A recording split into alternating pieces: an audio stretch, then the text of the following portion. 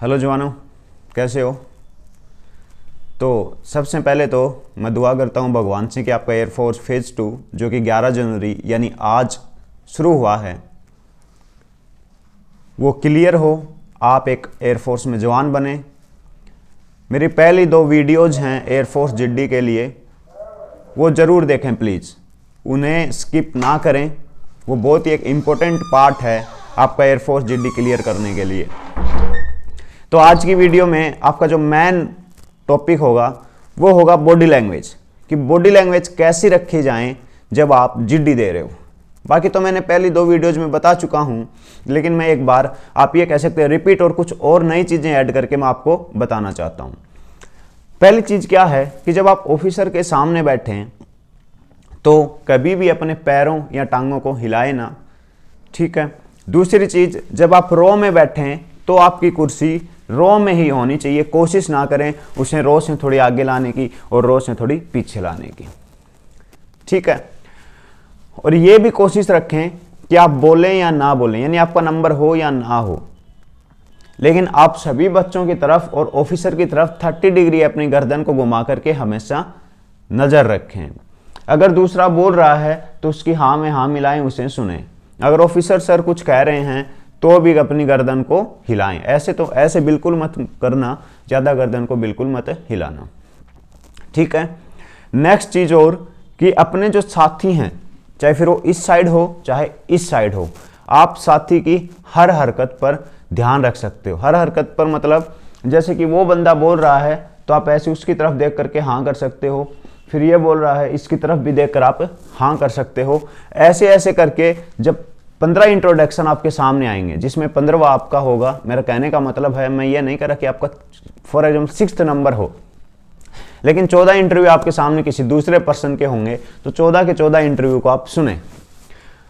और सबसे important point क्या है कि कोशिश करें उनको चेस्ट नंबर से पुकारने की, उनको चेस्ट नंबर से पुकारने की, ठीक है।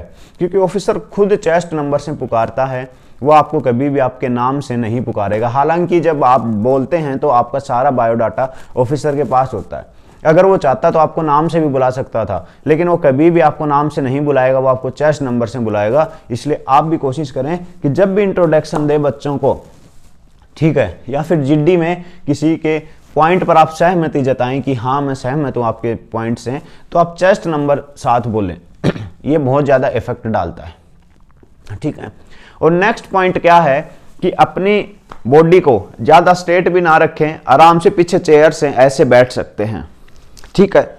मैं ये नहीं कहता कि आप बिल्कुल ऐसे बैठिए, नहीं, बिल्कुल आप थोड़ा सा चेयर का सहारा लेकर के, लेकिन ऐसे बिल्कुल मत होइएगा कि कभी आप ऐसे बैठ जाओ, नहीं।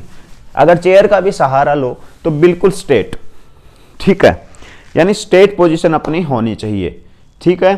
और दूसरी बात, अपनी हाथों को जब आप बोल रहे हो तो अपने हाथों का आप यूज में ले सकते हो, ठीक है। जैसे कि मैं बोल रहा हूं कि sir my name is Sachin Lamba, I am from Narnaul, a small district of Haryana. तो ऐसे आप अपने हाथों को, लेकिन ऐसे कभी मत करना कि एक ही कंडीशन में हाथों कभी मत रखना, जैसे कि आप ऐसे करके बैठे हो, नहीं, गलत होगा। क्या तो आप हाथों को अपने टांग यानी लेग्स पर आप रख सकते हैं, है ना। फिर आप जैसे कि जब आप ऐसे बैठते हैं तो यहां पर भी आप रख सकते हैं, कोई दिक्कत नहीं, ठीक है। लेकिन एक बात और, जब आप इंट्रोडक्शन स्टार्ट करें जब आप इंट्रोडक्शन स्टार्ट करें तो आप थोड़ा सा स्ट्रेट हो जाइए और स्ट्रेट होकर के अपना इंट्रोडक्शन सभी बच्चों को, इधर वाले बच्चों को और सामने जो ऑफिसर हैं उनको दें। और जब आपका नंबर चला जाए तो जस्ट ऐसे ना हो, आपके नंबर जैसे आपका नंबर स्किप नेक्स्ट का नंबर आ गया तो आप थोड़ा सा आराम से बैक हो लें और फिर उनकी बातें सुनते रहें, ठीक है। नेक्स्ट चीज़ क्या है, कभी भी बॉडी पोर्शन को अचानक से चेंज ना करें। अचानक से मतलब कि ऐसे नहीं है कि आप एकदम से ऐसे हो गए फिर एकदम से ऐसे हो रहे हो, नहीं। मतलब आपका जो पोजीशन ग्राफ है आपकी बॉडी का, वो कभी भी अचानक से नहीं बढ़ना चाहिए, ठीक है, ना अचानक से कम होना चाहिए। पोजीशन ग्राफ को आप अगर फॉर एग्जांपल आप थोड़ा सा आगे आप थक गए हो, मे बी हमें रियलाइज होता है, ठीक है। वैसे तो 15 मिनट में क्या थकोगे अगर आप सारा कॉन्सेंट्रेट करोगे, सबकी बातें सुनोगे, है ना। ठीक है। तो आप अपने अगर बॉडी पोजीशन चेंज करना चाहते हो तो आप दूसरों की तरफ देख देख करके ऐसे मतलब उनकी बातों में इंटरेस्ट ले करके फिर आप आराम से पीछे हो सकते हैं थोड़ा।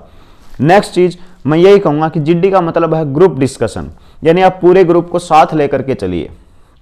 ठीक है, कोई इंट्रोडक्शन बोल रहा है पहला नंबर वाला, तो पहले नंबर वाले को इंट्रोडक्शन सुनिए, दूसरे का भी सुनिए, तीसरे का भी सुनिए। ऐसा मत सोचिए कि मेरा नंबर आएगा तो हम देख लेंगे। ठीक है, कभी भी आप ऐसा बिल्कुल मत सोचिए, सब बच्चों को साथ लेकर के चलिए। लेकिन फिर एक दिक्कत आती है, जैसे ग्रुप डिस्कशन स्टार्ट होता है, ग्रुप डिस्कशन स्टार्ट होता है तो फिश मार्केट बन जाता है। उस फिश मार्केट में आपको बीच में नहीं बोलना। देखो मेरा कहने का मतलब ये नहीं कि फिश मार्केट में बीच में मत बोलना। जब अगला बंदा बोल रहा है तो आप थोड़ा सा मतलब ये ध्यान रखें कि जैसे वो चुप होगा मैं बोलना स्टार्ट कर दूंगा, वरना कोई और बंदा बोलने लग जाएगा। तो कोशिश कीजिए कि हर बात पे अगले की कंसंट्रेट करने की। ठीक है, और आपको थोड़ा बहुत नॉलेज होना चाहिए कि ये कब अपनी बात को खत्म कर सकता है, क्योंकि जैसे ही मैं मेरी बात को खत्म करने वाला हूँगा, क्या तो मेरे आवाज की लहजे को कम करूंगा या कुछ ना कुछ ऐसा पॉइंट बोलूंगा कि आपको पता लग जाएगा कि भाई ये इसका लास्ट पॉइंट है। ठीक है, तो ये कुछ बॉडी लैंग्वेज पोर्शंस थी। अपने पैरों को ना हिलाएं, अपने हाथों को ज़्यादा ना हिलाएं। ठीक है, ऑफिसर की आंखों में आंखें मिलाएं। ठीक है, जब आप गर्दन 360 डिग्री घुमा रहे तो हर बच्चों की आंखों में आंखें मिलाएं। ऐसे नहीं है कि आप नीचे करके ऐसे घुमा रहे हो, नहीं। ठीक है, ऑफिसर आपको सेलेक्ट करने के लिए बैठे हुए होते हैं, ना कि आपको रिजेक्ट करने के लिए। तो सबसे पहला ध्यान ये रखें कि आप ऑफिसर को कोऑपरेट करें, ऑफिसर आपको कोऑपरेट करेगा, ये कन्फर्म है। कभी भी डिसिप्लिन ना तोड़ें। सुबह जब आप फिजिकल में एंटर होंगे और लास्ट टाइम तक आप डिसिप्लिन ना तोड़ें, क्योंकि एक बार ऑफिसर ने आपको अपनी नज़र में ले लिया, आप डिसिप्लिन तोड़ रहे हैं और गलती से उसने किसी पॉइंट पर देख लिया तो आपका पूरा दिन खराब हो सकता है। यह बात ध्यान रखना। तो इसलिए डिसिप्लिन, जब ऑफिसर आपके सामने हो तो कोशिश कीजिए डिसिप्लिन में रहने की। ठीक है, मैं आपको एक छोटा सा उदाहरण देता हूं। मेरा जो फेज सेकंड था, फर्स्ट टाइम की मैं बात कर रहा हूं, वो था दिल्ली। दूसरी टाइम भी मेरा दिल्ली था, तीसरे टाइम भी मेरा दिल्ली था। मैं वो बहुत लक्की हूं कि तीनों टाइम मेरा दिल्ली आया सरदार जी के पास। तो क्या हुआ कि एक बंदा था, उसे बहुत इंग्लिश आती थी। ठीक है, वो बंदा मेरठ से था, बहुत खतरनाक उसे इंग्लिश आती थी, उसने अच्छे कपड़े पहन रखे थे।